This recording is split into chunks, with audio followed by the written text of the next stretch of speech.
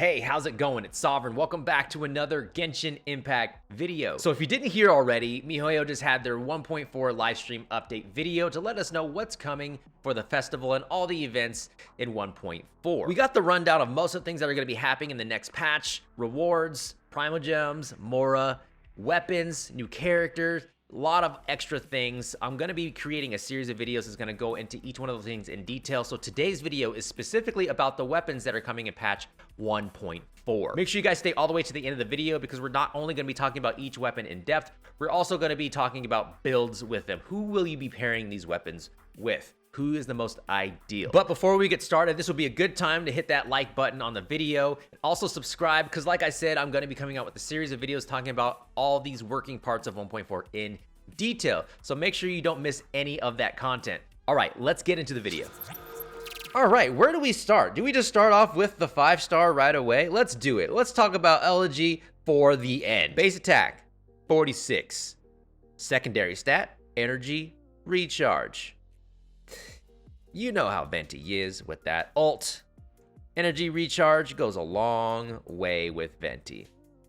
All right, so its passive ability. This is kind of a mouthful, but hang in with me there. We'll get through it together.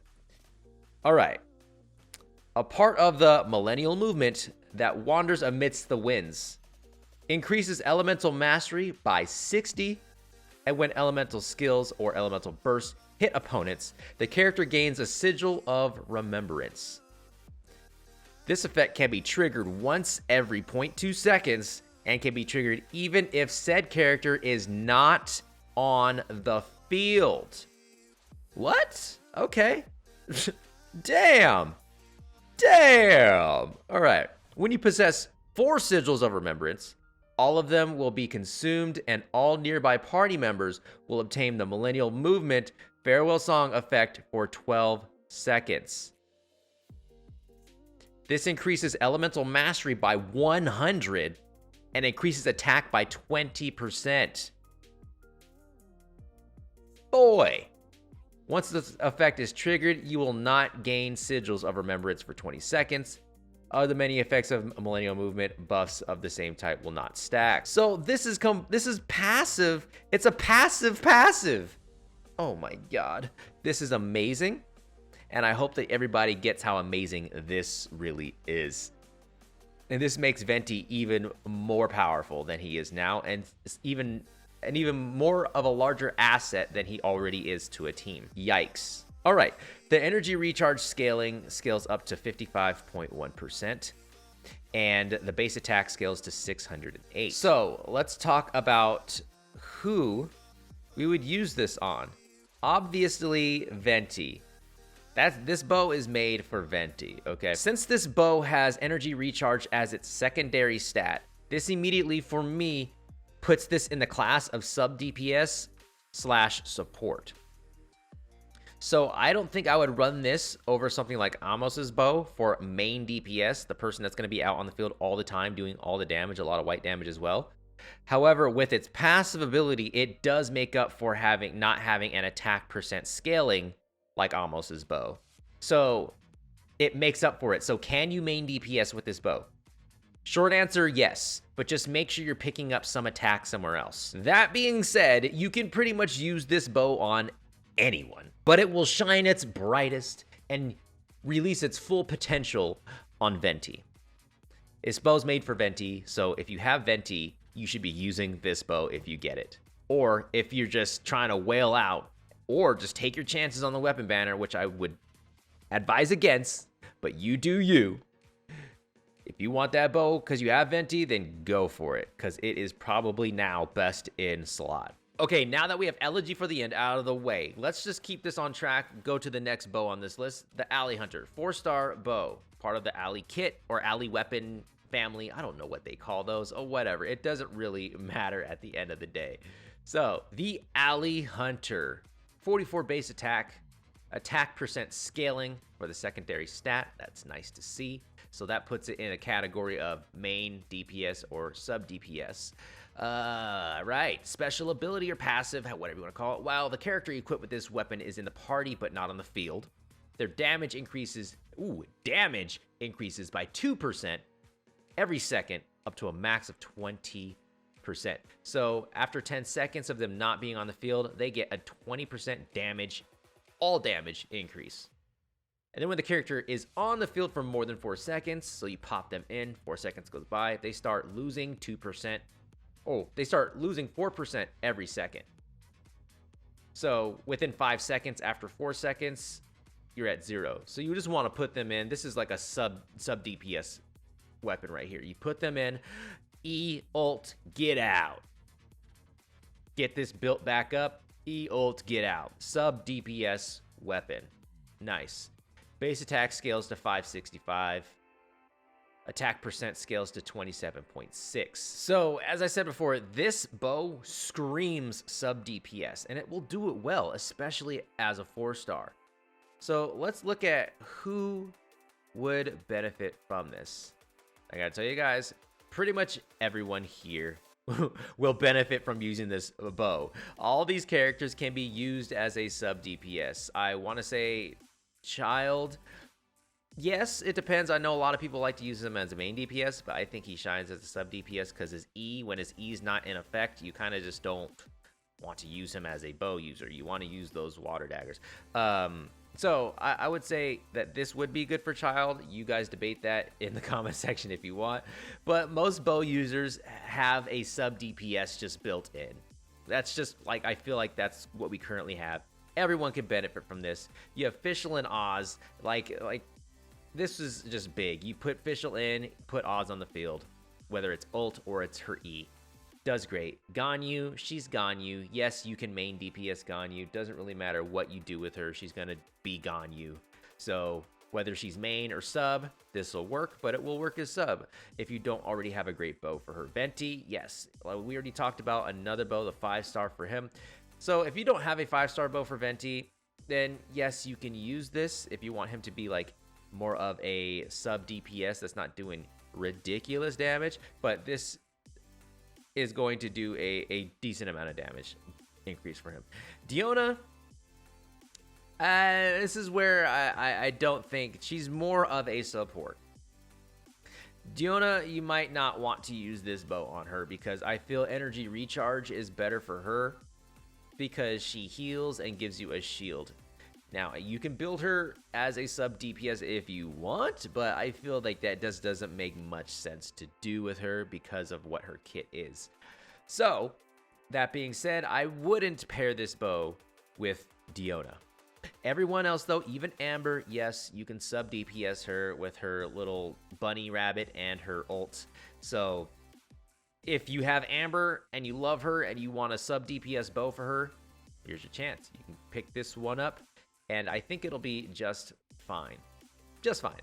As long as you build your characters right. That's the Alley Hunter. Not a bad sub DPS bow. If you don't have anything else, definitely, if you get one of these, use it, okay? Use it. Now let's move on. The Wine and Song, the new catalyst coming.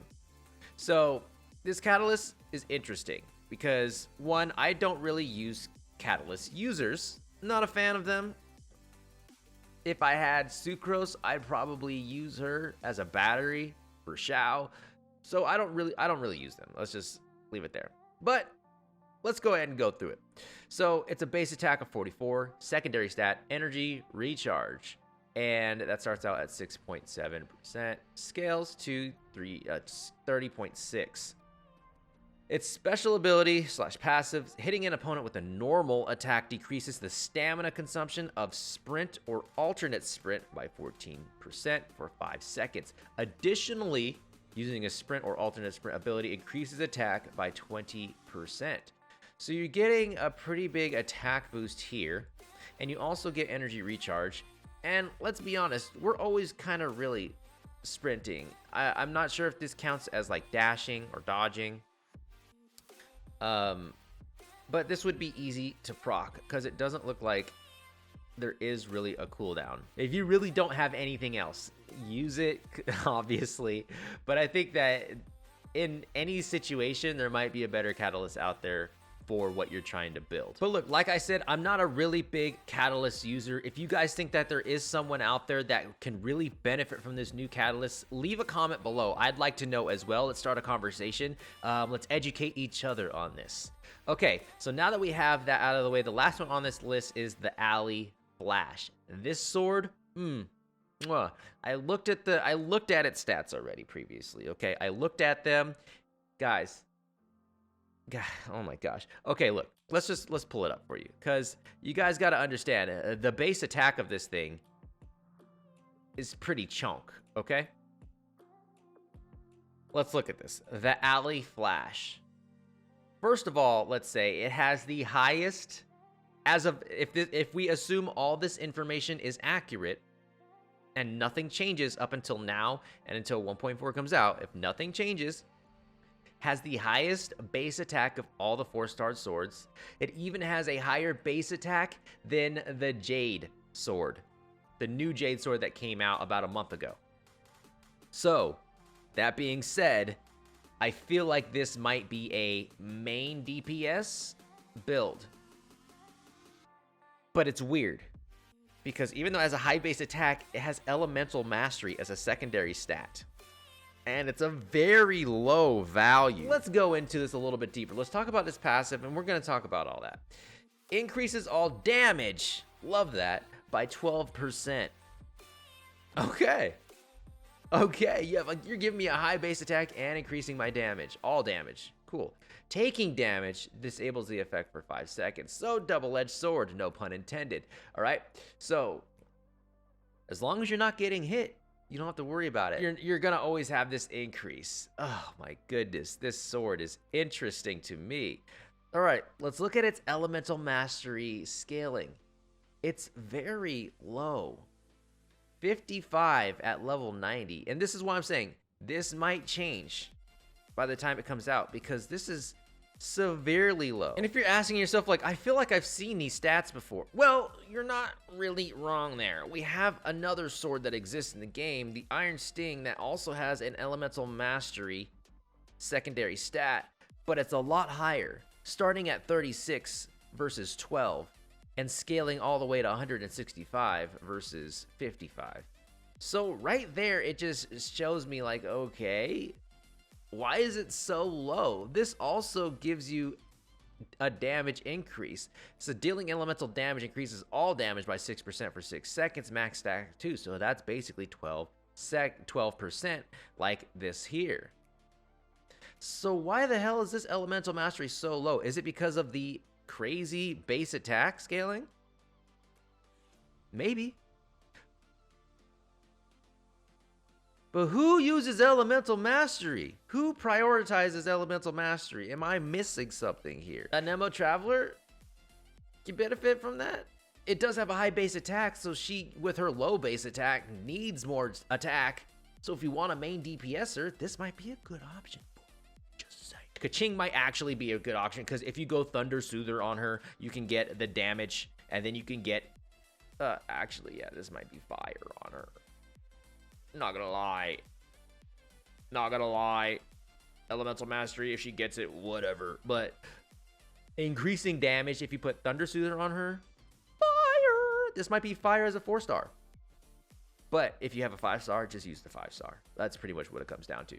So, it's like a mini 5-star, is what it seems like. It's a mini stat stick. This Elemental Mastery, strange, but whatever. High base attack. Increasing all damage. If you get refinements, that can go up to 24%. Big, big, big damage. Go for it. Yes. And that, my friends, is the Alley Flash. That sword will do a lot of damage on anyone you put it on. But just remember, if you can get one of those artifact sets that increase damage and pair that up with this sword, you're going to have a good time. You're going to have a real good time. But that sword screams main DPS. So do it. All right. So now we're going to talk about the final weapon that we found out about. I made a video on this a while back. But right here, the Wind Bloom Ode. We're going to be able to get this for free by participating in the events that happen during 1.4. All right, so it's base attack of 42, elemental mastery secondary stat starting at 36, and its passive abilities after using an elemental skill, so the E, receive a boon from the Ancient Wish of the Wind Bloom, increasing attack by 16% for 6 seconds. So you use E, and then you get attack increase. So you can E-ult if you want to use it as a burst damage dealer. E-ult, leave. E-ult, leave. Got it? Good. All right, base attack scales to 510. Elemental mastery scales to 165. And we are going to be able to get it to R5. So let's look at the refinement 5. It goes from a 16% increase of attack, doubling to a 32% increase attack. So that's good. The fact that we can get this to R5 instantly makes this a very viable, lovely bow, if I have to say so myself. So, get this to R5, slap it on Venti, slap it on Fischl, if you guys don't have anything better, and it's gonna do some work. There you go. The Wind Bloom Ode. So, there you guys have it. All the new weapons that are coming out in 1.4. Tons of new things as well, as you guys can see here on this image. Lots of rewards for the event. We're going to talk about that in upcoming videos in depth. Like this video was a little bit more in depth than just a surface level telling you what weapons are coming out. So that being said, I got to get to work on those so I can get those out in a timely manner for you guys, at least before 1.4 comes out. You guys have everything you need to know, so you go in with no questions. So make sure you guys like the video, subscribe, so you guys can come check back for all those videos that are coming out soon. And I will see you guys in the next one. Later.